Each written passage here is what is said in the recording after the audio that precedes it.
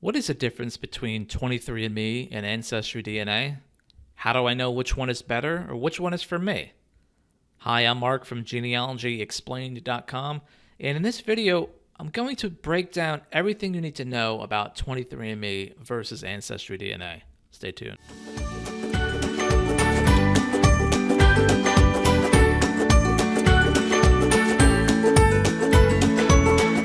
So you've probably been bombarded with information on search engines and social media about one of these DNA tests being better than the other. I mean, there's definitely a lot of information online. Some of it's credible and some not so much. Whether you're looking to buy one of these tests for yourself or for somebody else as a gift, it's hard to know which one fits the bill with all this information overload you might be experiencing right now. So this video will talk about the similarities and the differences between 23andMe and Ancestry DNA. I'll get into the pros and cons of both. I'll talk about my recommendations for some common scenarios, such as an adoptee looking for his or her birth parents. I'll briefly talk about why ethnicity results will be different from both companies. I'll talk about the types of DNA tests being offered by the companies. We'll take a quick look at my own DNA results. And finally, some reasons why you should take a DNA test in the first place.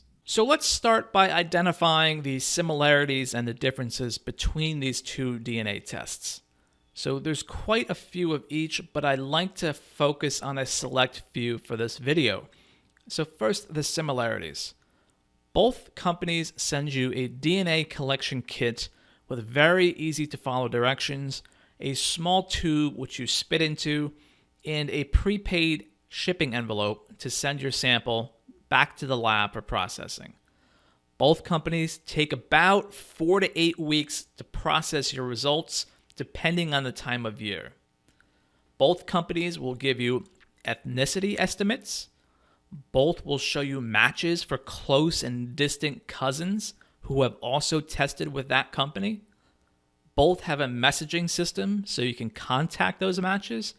And finally, both allow you to store your test results in your account without a paid subscription. Now let's talk about some of the differences. The first and the biggest difference is that 23andMe also offers a health screening test for an additional fee. 23andMe also bundles basic Y-DNA and mitochondrial DNA tests at no extra fee. Note that since women do not have the Y chromosome, they'll only get the mitochondrial test.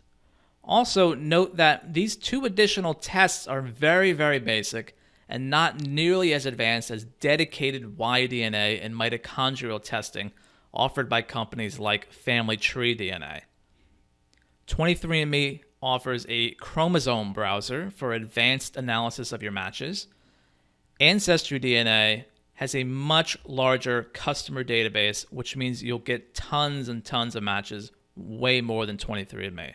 This is my favorite feature by far. Also, the matches you get on Ancestry are typically more interested in genealogy and family history than 23andMe, which means that more of your matches will be open to communicating with you, sharing stories, and even sharing some family photos. With 23andMe, a lot of customers opt for the additional health screening test, which makes them opt for a private profile. Even without the private profile, 23andMe customers are much less likely to want to communicate about genealogy and family history, in my experience. Ancestry DNA also allows you to create a family tree so you can link up your DNA results. Finally, Ancestry DNA also has paid subscriptions to billions of genealogy records, which you can use to research your family tree even further. You can get a free trial of that by clicking on the link below this video. Now, let's get into my recommendations for some common scenarios. So I get asked all the time which test to buy for all kinds of reasons, but here are the most common. First, who has the most accurate ethnicity results? This is a very difficult question to answer because of the science behind DNA inheritance, which is a topic for a whole different video. Put simply though, just because my maternal grandmother was 100% Italian that doesn't mean I should be at least 25% Italian. With that said, I found that both 23andMe and Ancestry have pretty accurate results when compared to my own genealogical research. Here's a side-by-side comparison of my estimates. Remember that each of these companies uses their own sample databases and algorithms to predict ethnicity. So as more people are tested and algorithms are refined, your results can change over time and become even more accurate. Another common scenario is adoptees looking for their birth parents. Okay, so there are three very different reasons why most adoptees want to take a DNA test. First is to be aware of any genetic health concerns. For that, 23andMe is the only option here. Second is to determine your ethnicity if you don't know your birth family.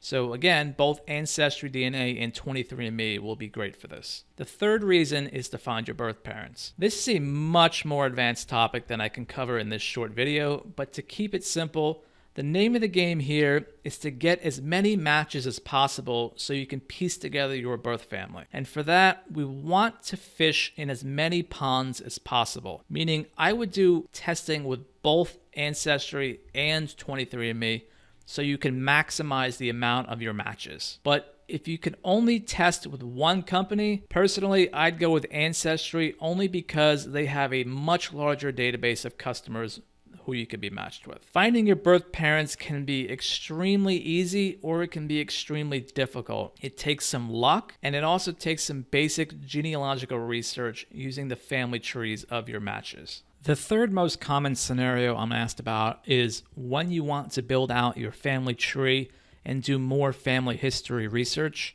For this, I recommend AncestryDNA. One final common scenario I'm often asked about is which test will tell me if I have any Native American DNA. For this, both Ancestry and 23andMe will test for this. Before we move on to my results, I want to take a quick minute to talk about another common question, and that is, if I buy a DNA test for myself, does it also make sense to test my siblings? After all, if we have the same birth parents, shouldn't our ethnicity results be exactly the same and also have the same list of matches?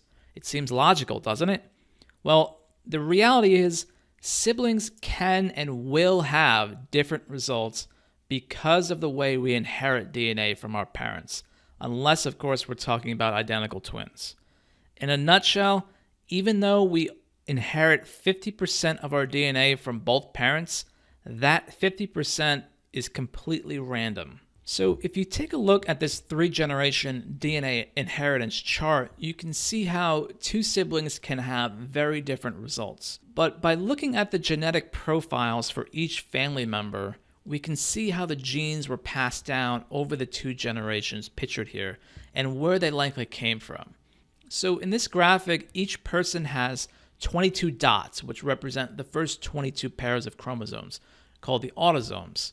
The X and the Y chromosomes are excluded in this example. The parents are each passing down a random selection of half of their dots to their children. Now, most people think that if one of their parents is 100% Irish, they must be 50% Irish.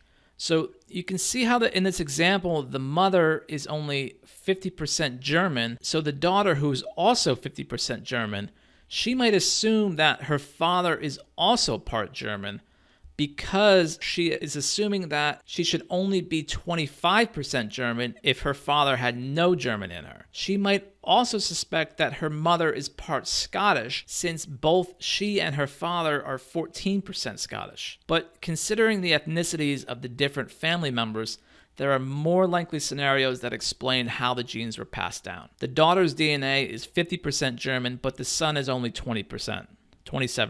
Also, the daughter is 14% Scottish, just like her father, but the son has no Scottish DNA. So there are many reasons why this can occur, but the important thing to take away here is that the results can be different between siblings, and that doesn't mean that they're wrong.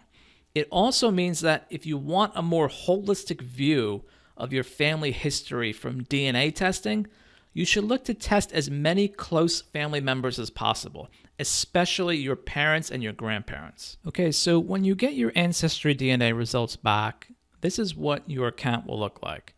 So once you're logged in, you'll see two main sections here.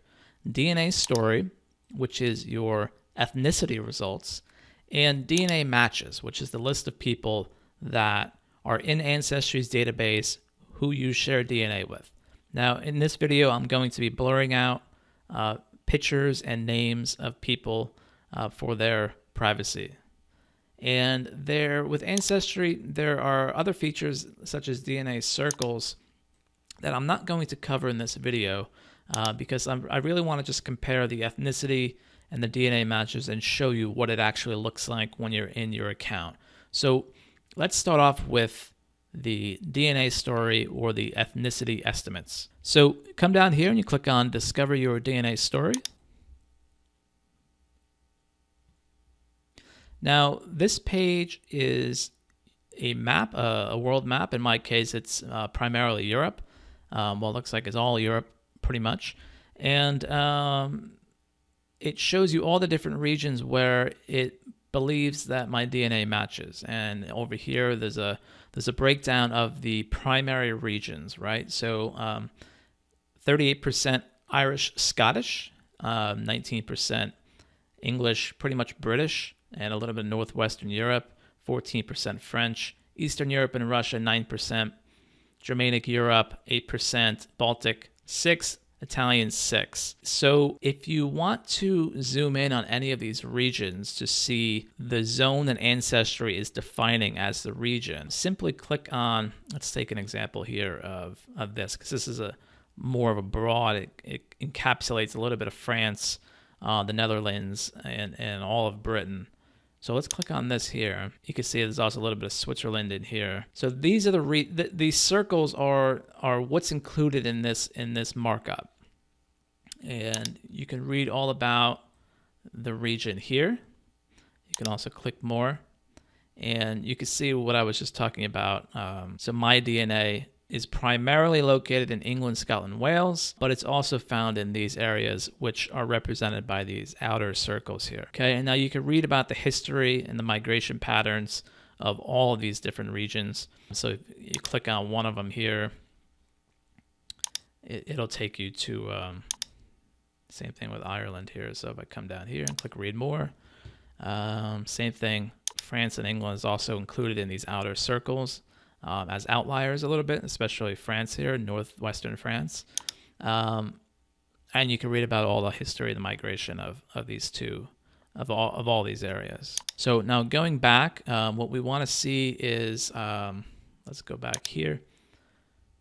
So these are the regions that have been statistically relevant for my DNA. Now there are trace regions of other geographies and regions that I may or may not match. And so what you can do is you can click on this button here that says See Other Regions Tested, 350 plus regions. So if you click on that, first of all, it'll show you every region in the world, so every sample reference population that Ancestry tests against. The gray means that I don't have any DNA that matches those areas. And you can see the list version over here, all the different areas that they test against. So now let's look into, for example, let's pick on, since I'm mostly European, click on this. Okay. Now it shows you everything in the list format. You could even dive into things like Sweden, who have a couple different regions within it. Okay. Western Asia. So no estimate, no DNA found there. And this is an example of this is the breakdown of all the reference populations that Ancestry has in their sample databases that they compare your DNA against.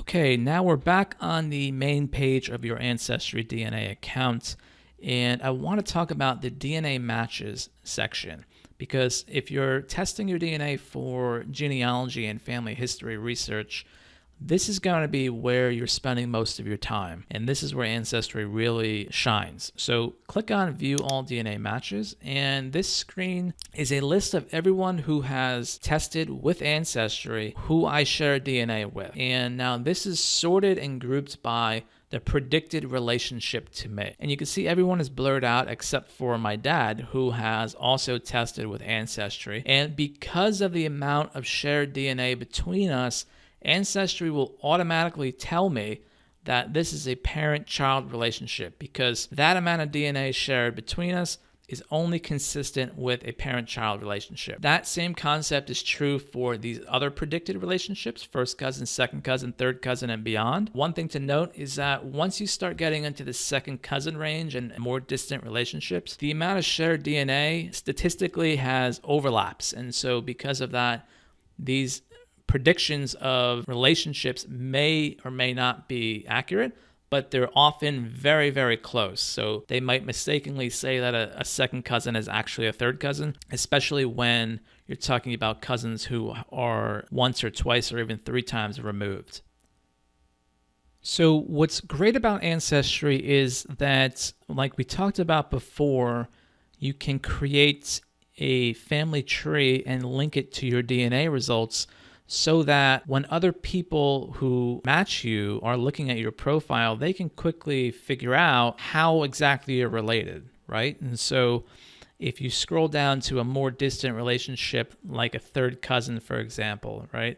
I had a match pop up last week where I recognized the surname because it was my grandmother's maiden name, but I didn't recognize the full name of this person. And so I wanted to see how we're connected. Now, obviously, I can send them a message on Ancestry by clicking on the match here and clicking on Send Message. And then we can communicate back and forth and figure out between us how we're related. The other way, more quickly, that I can figure this out is first I scroll down and I could see these surnames that are part of his family tree. Now, this is the surname that I recognize as my grandmother's maiden name, so I can click on that, and I see in this list of people that have this surname that Domenico Bombino, 1869, that is my 2 times great-grandfather. And so I know, or have a better idea now, that we're somehow related through Domenico. Is most likely our common ancestor. And so you can see his family tree here, and you can see his father, his grandfather, and this would be his great-grandfather, Domenico. So this is his great-grandfather. You could also look at this same tree in a different format. So if you click on View Tree, you can see his entire tree. And Domenico is right up here. Now let's see where my ancestor would be. There he is right here, Joseph Bombino.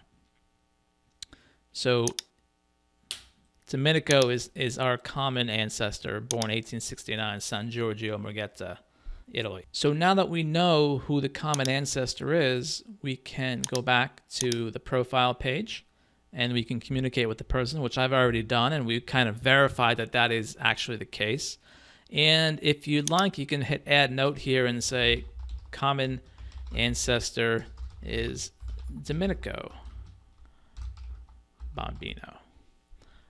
Okay. And now I talked before about the value of Ancestry in that a lot of the members are here for family history research.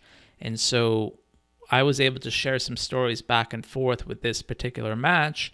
And in the end, he actually had a photograph of Domenico in the early 1900s, and I had never seen a photo of him before, my 2 times great-grandfather. This is a perfect example of the value of Ancestry in not only determining your ethnicity results, but finding someone you're actually related to, sharing stories, and I would have never found this photograph of my 2 times great-grandfather in Italy in the early 1900s without this DNA test. So that really covers the basics of the Ancestry DNA test and what I find to be the most relevant and the most engaging features of Ancestry DNA.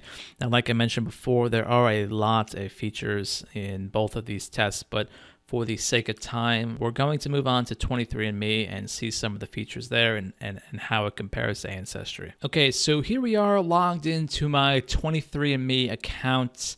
And on the left-hand side here, you can see all the different sections of 23andMe, the results of various reports. Now, I opted for both the Ancestry and the health reports, and so you can see the carrier status, genetic health risk, traits, wellness reports all over here. Just like Ancestry, there are a ton of features of 23andMe, so we're really going to just browse through the main features and just so you can get an idea of what would be inside your account if you were to purchase 23andMe. So the first test we'll look at is the Ancestry test, and we can compare it to what we just looked at with Ancestry DNA. And the Ancestry composition, we'll click on View Report. Again, you have this map here, primarily of Europe, and you have the same thing listed here in list format, where I'm 35% British and Irish. See, in this case, 23andMe actually groups together Britain and Ireland, whereas Ancestry grouped together Ireland separate, with Britain and a little bit of northwestern France with some other small regions all as one region. And so you'll notice that it's hard to compare apples to apples here because the reference populations are defined differently. But generally speaking, you can see that the results are pretty similar. 35% British Irish, Eastern European, Italian 14, and so you can go down here. And just like Ancestry, you can see all the tested populations. And in this case, they actually list everything out. So these are the different regions, and these are the areas tested within each region. So just scrolling down the list real quick, you can see everything that's tested here.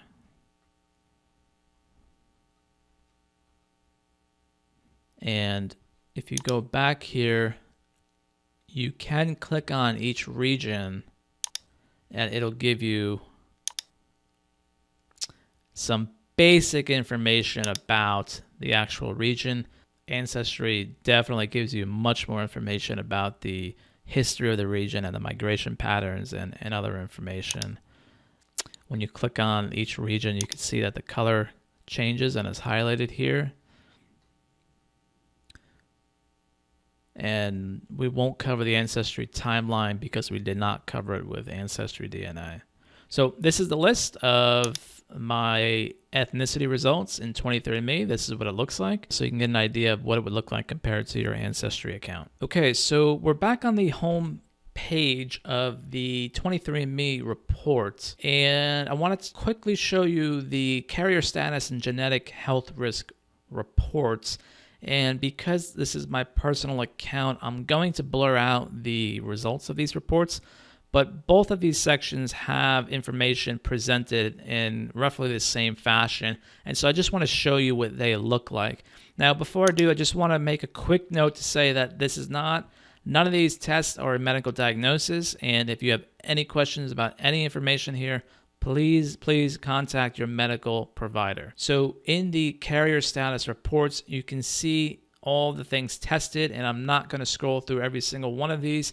I'll link to the tests that 23andMe does in a link below this video. Okay, so if you just click on any one of these, Bloom syndrome, any one of these tests, in this case, I have 0 variants detected. This is what 23andMe tells you for each one of these tests, right? How to use this test, intended uses, limitations, information about the ethnicities. Okay, we've ruled you out. You still have a chance of being a carrier for Bloom syndrome. And this is all the information about the syndrome. And it reiterates that you should talk to a healthcare professional if you're concerned about these results. Okay, so this is pretty much what you see for all of these areas that they've tested. And you can see this is just the overview tab.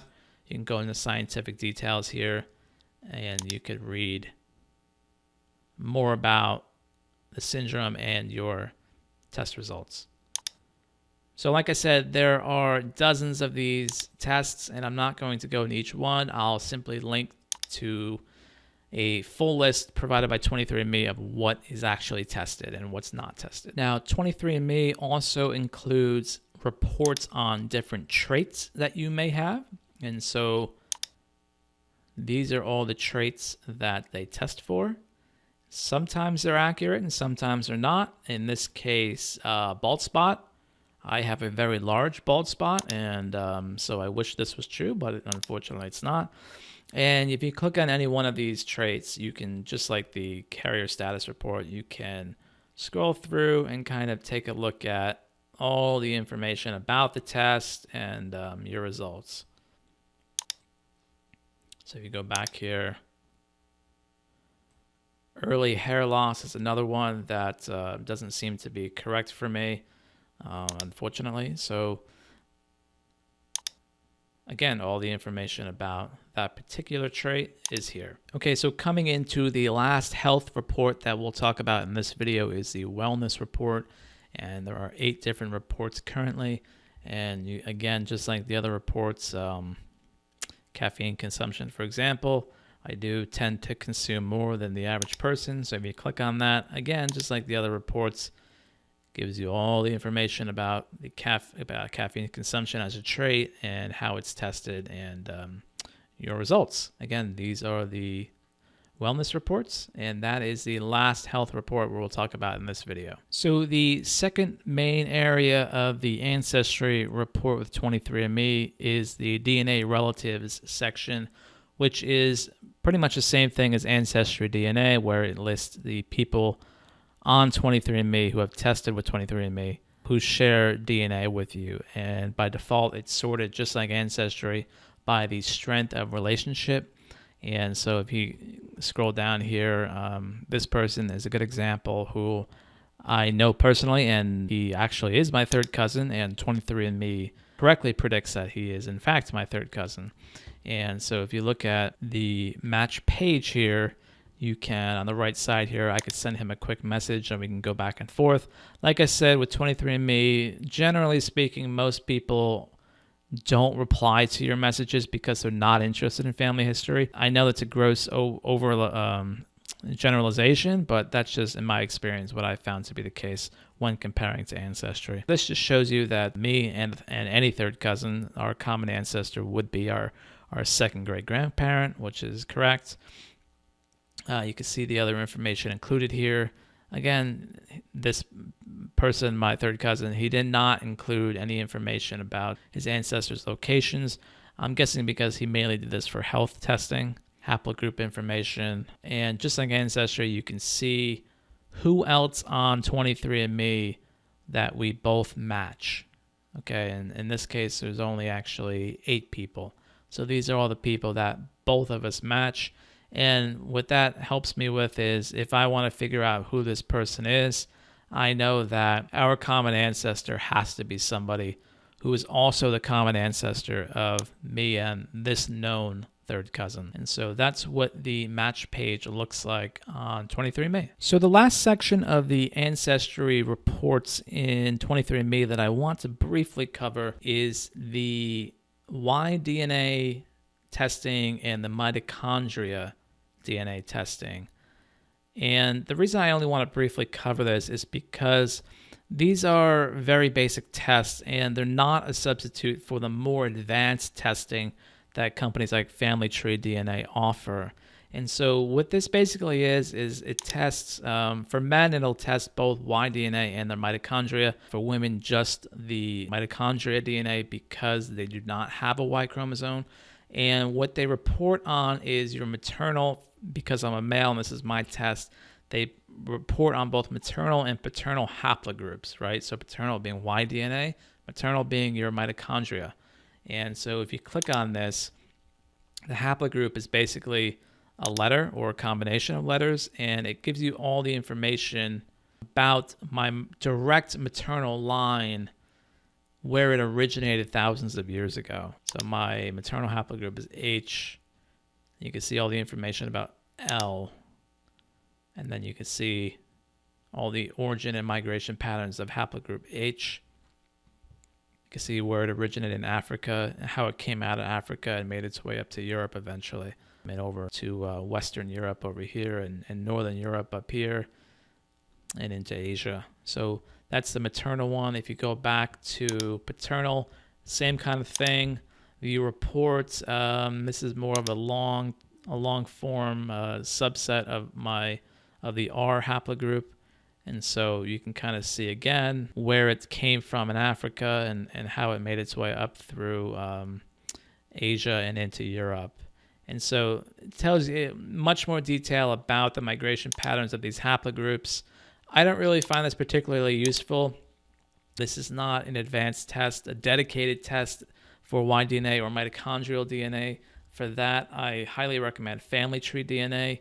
So for the purposes of an ancestry DNA test for genealogy purposes, this is more of a nice to know kind of thing. And I look at 23andMe's offering as a bonus and nothing more. So I just wanted to cover that because it's there and I felt like I should. So we've covered a lot in this video, and I think if I were to cover everything, this video would be several hours longer.